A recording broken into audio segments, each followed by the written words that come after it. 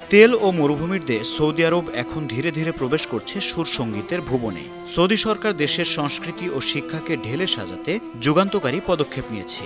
রক্ষণশীলতার বেড়াজাল টপকে বিদ্যালয় পর্যায়ে চালু হচ্ছে সঙ্গীত সুর ও সঙ্গীত শিক্ষা।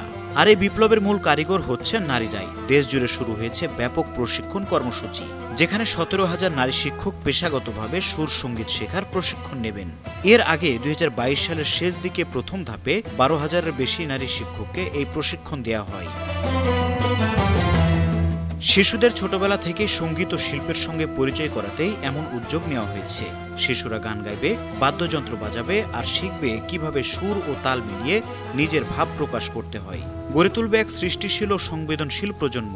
গালফ নিউজ জানিয়েছে, প্রশিক্ষণগুলো মূলত গান, তাল, লয়, বাদ্যযন্ত্রের মৌলিক ধারণা এবং স্থানীয় লোকসঙ্গীত শেখানোর উপর ভিত্তি করে সাজানো হয়েছে।